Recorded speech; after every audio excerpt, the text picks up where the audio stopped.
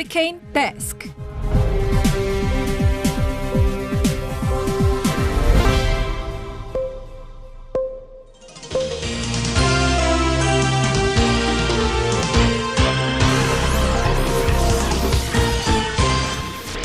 먹고 살기 힘들어도 지나치면 안 되는 세상 소식 전해드립니다. 허리케인 데스크. 첫 번째 소식입니다. 대구에서도 70대 남성이 독감 백신을 무료로 접종한 뒤에 숨지는 사고가 발생했습니다. 인천, 전북, 고창, 대전, 제주에 이어서 독감 백신 접종 후에 숨진 5번째 사례입니다.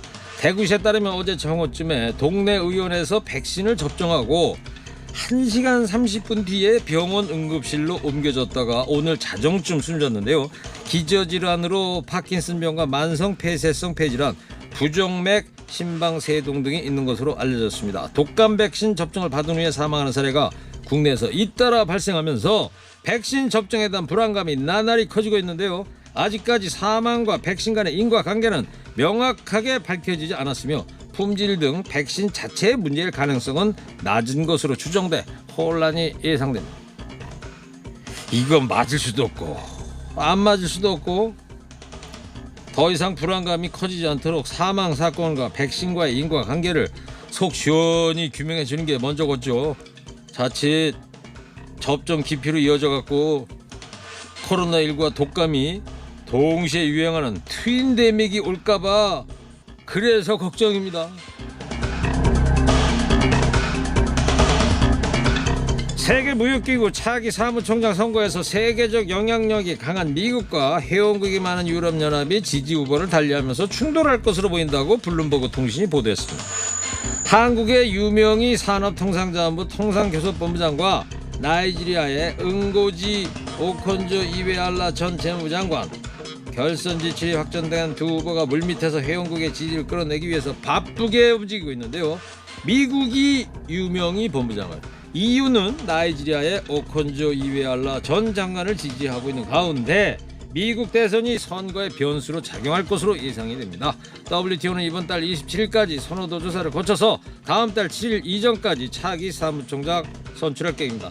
전체 164개 회원국 가운데 입장을 명확히 밝힌 국가는 아직 많지 않으며 중국과 브라질, 인도와 같은 주요 경제 대국의 지지도 어디로 향할지 아직 불분명하다고 블룸버그는 전했습니다. 유명희 본부장이 한 인터뷰에서요, 어려운 싸움을 하고 있다는 점을 인정한다, 이렇게 밝히기도 했는데요. 쉽진 않겠죠. 끝까지 응원합니다. 한국 여성의 파워를 보여주세요. 다음 소식입니다. 파이자, 모더나, 아스트라제네카 등 백신 업체들이 잇따라 낭보를 전하고 있습니다. 파이자가 11월 중에 미국 식품의약국에서 백신 긴급 사용 신청을 할 수 있을 것이라고 밝힌 데 이어서 모더나도 12월이면 긴급 사용 신청을 할 수 있을 것이라고 밝혔습니다. 미국에서 중단됐던 아스트라제네카의 임상실험도 재개가 됐습니다. 특히 미국에서 임상 3상을 진행 중인 파이자는 4개 백신 개발 업체 중에 가장 앞선 것으로 평가되고 있는데요. 이에 따라서 백신의 연내 출시를 기대해 볼 만합니다. 한편 이 같은 낭보에 뉴욕 증시에서 모더나의 주가가 0.5% 상승하는 등 대부분 백신 업체 주가가 올랐습니다. 자, 누가 되던 간에 아이고 빨리 백신이 나와줬으면 좋겠습니다. 근데요, 요즘 독감 백신 보면 무섭던데요.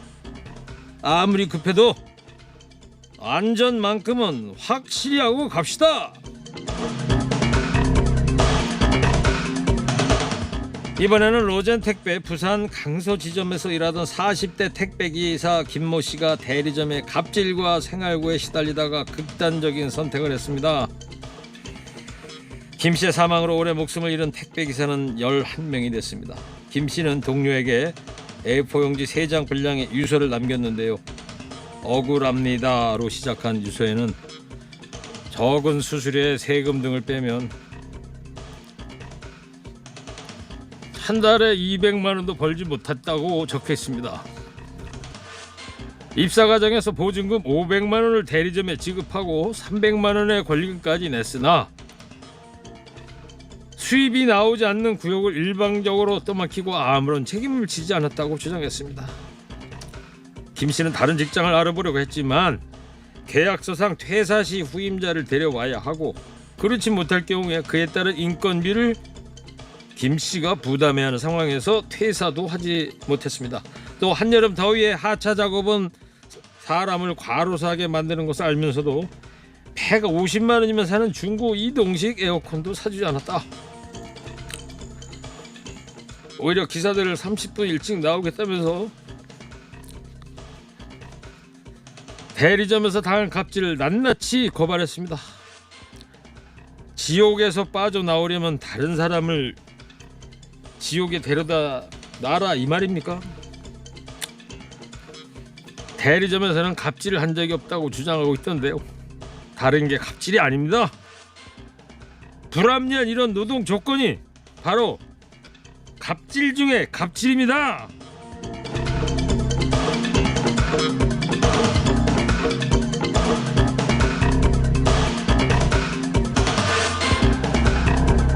마지막 소식입니다.